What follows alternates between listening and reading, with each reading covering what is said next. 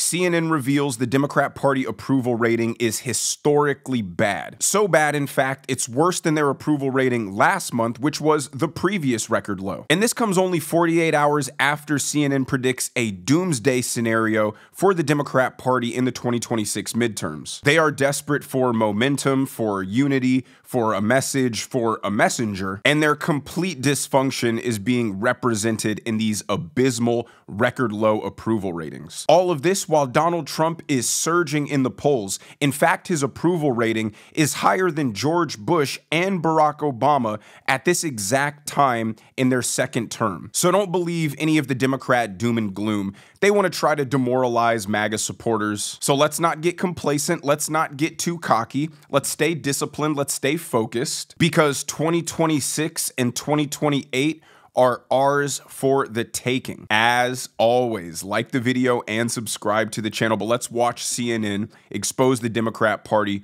for being historically awful. Congressional Democrats have been trying to seize on this. You hear them also parroting what you're hearing online, saying, release the files, this is terrible, blah, blah, blah.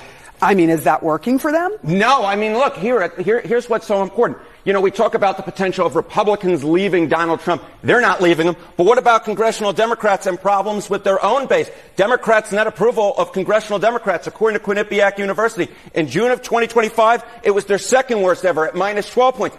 Is that not low enough for you? How about we go even lower? In July of 2025, minus 13 points, their worst net approval rating for congressional Democrats among Democrats ever. Donald Trump is not the one who has problems with his political base. It is congressional Democrats are the ones who have problems with their own political base. All right. Now, that was the approval rating of Democrats by Democrats. So they're clearly unhappy, and I'll break down why. But after that, I'm going to show you the approval rating from all voters of the Democrat Party, and it is truly shockingly awful. But the reason Democrats are so unhappy with their own party is a problem of their own making. They're the ones who decided to disregard and abandon running on the ideas or running on the policies, instead choosing to adopt a strict anti-Donald Trump stance. We oppose Trump. We're fighting Trump's policies. Okay, fine. I mean, it's a strategy. It's not the strategy. But even when it comes to that particular course of action, let's look at Donald Trump's track record over the last 7 months. It's been full speed ahead, steamrolling the Democrats at every turn. I mean, the highlights of the Democrat opposition have been Hakeem Jeffries breaking the record for the longest House speech, delaying the big, beautiful bill, only for it to pass after he ran out of fuel. And Cory Booker filibustering for 24 hours or whatever, not even opposing any particular piece of legislation, not with any particular goal in mind, only to try to beat some arbitrary speaking record, only to try to pretend that his outrage for Donald Trump inspired some passionate record-breaking speech. And since the Democrats have exhausted all of their performative theatrics, their party is now calling for violence, calling for their elected officials to go out and get shot, to put their lives on the line to obstruct and oppose Donald Trump. And they're realizing their politicians are a bunch of spineless theater kids because they spent the last decade demonizing and exiling any person who would have the courage or the bravery or the toughness to do the things they're requiring of them. But now let's take a look at this approval rating that would include independents and Republicans, which are really the people Democrats would need to come and vote for them if they have any chance in the midterms or the 2028 election. If Democrats in Congress were looking for some good news in the polling, they are going to need a microscope. A new national survey shows historic lows. Just 19% of voters say they are happy with how Democrats in Congress are doing their jobs.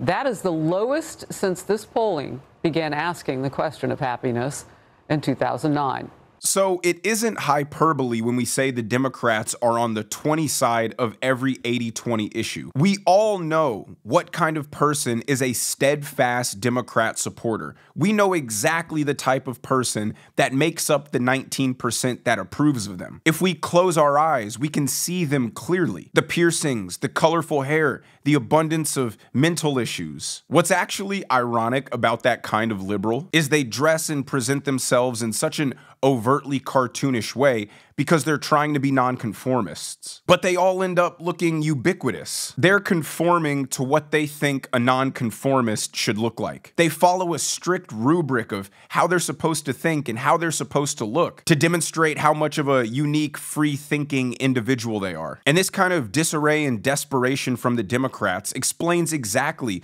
why they're trying to latch on to any movement that feels like it's energized. That's why you're getting this extremely vocal push from the 19% who still find the Democrats favorable for them to embrace the policies of socialist Zohran Mamdani. Here's a new video that surfaced of Zohran Mamdani plainly, clearly saying he wants to abolish private property ownership. My platform is that every single person should have housing. And I think faced with these two options, the system has hundreds of thousands of people unhoused, right? For what?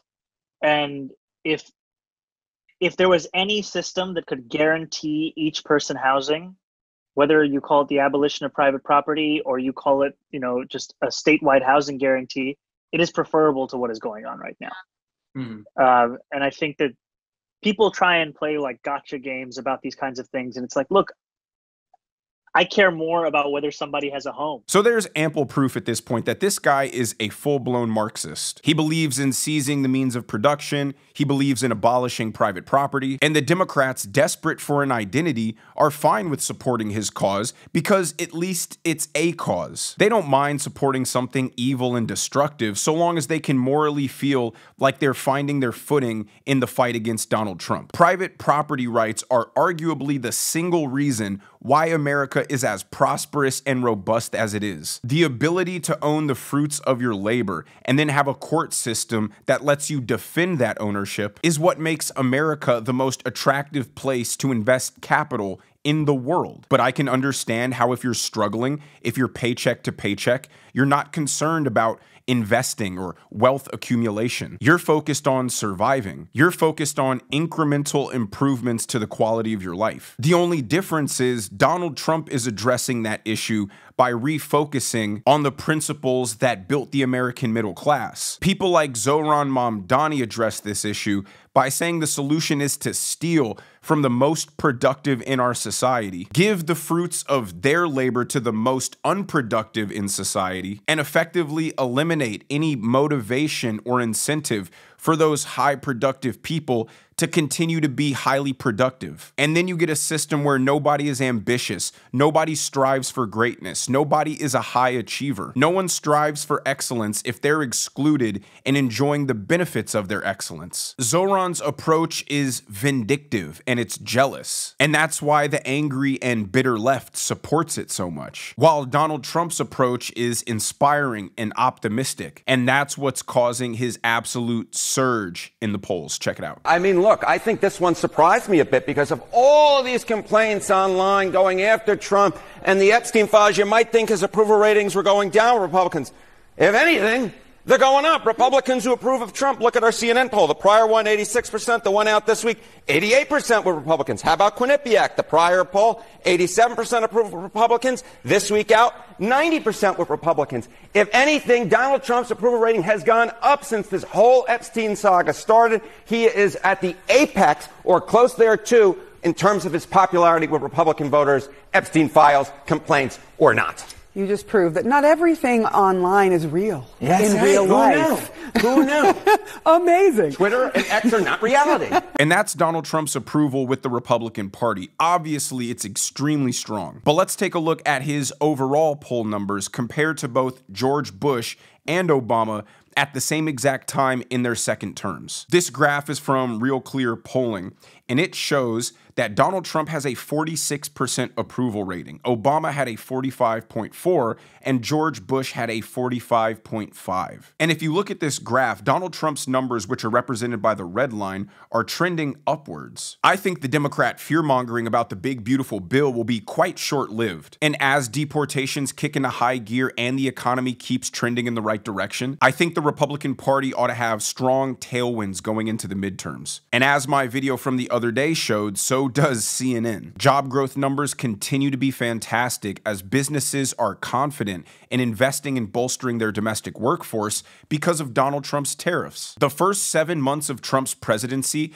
has had real tangible benefits on the lives of regular people. That's why, despite the Democrats' best attempts to try to put pressure on issues they think will divide MAGA, such as the Epstein fiasco, it isn't working. Here is CNN showing that MAGA voters, despite what it may seem like all over the internet, actually don't care too much about this issue. Is there any reason that you can find that this hasn't taken hold and hurt him? Yeah. I mean, on X, all you hear about is the Epstein files. But how about out in the real public? Republicans who said the top issue was Epstein case.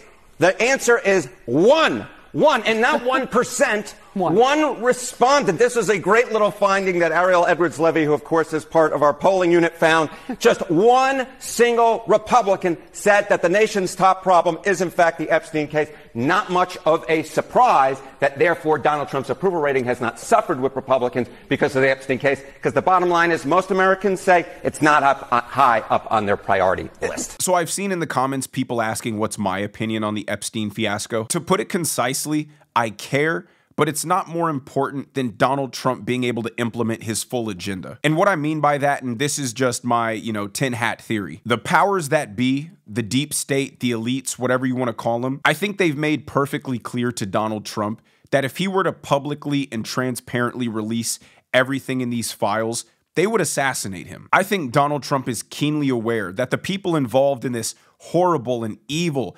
despicable, disgusting human ring will end his life if he makes this the hill that he's willing to die on. Let me be clear. I am confident without a shred of a doubt that anything incriminating relating to Donald Trump is in these files. The Democrats convicted Donald Trump of 34 felony counts for a bookkeeping error. You don't think if there was a morsel of evidence of Donald Trump involved in a sex ring, they wouldn't have released that? That would have been the first thing the Biden administration did when they took over. So my worry isn't that, which leads me to the conclusion Donald Trump's life is probably being threatened. And the rational decision I have to make is, what's more important to me? Getting the names of the supposed client list and no more Donald Trump, no more MAGA movement, no implementation of the Make America Great Again policies. But I get to say, hey, we got the client list. And even still, the people on that list likely wouldn't face any prosecution, likely wouldn't face any consequences for their evil actions. What Donald Trump's policies are trying to do is free the American people from the clutches of the globalist elites, all the same people who are in that supposed client list. So it's either we get the list, the American people are still screwed, nobody gets brought to justice, and the American empire continues to crumble, or we get our revenge against those elites by reshoring our critical manufacturing capabilities, by rejecting globalism and embracing our sovereignty and national pride. I would much prefer the latter. I would much prefer the prosperity of our people over getting the confirmation of what we all already know to be true, that the wealthiest and most powerful people in this world engage in some of the most despicable, nefarious behaviors and crimes you can conceive. If we only have one choice, I would much rather see us win than to see them lose. But let me know what you guys think down in the comments section below. If you enjoyed the video, make sure you hit that like button. Make sure you subscribe to the channel if you haven't already. Turn on those notification bells so you never miss a video. And I will see you guys in the next one.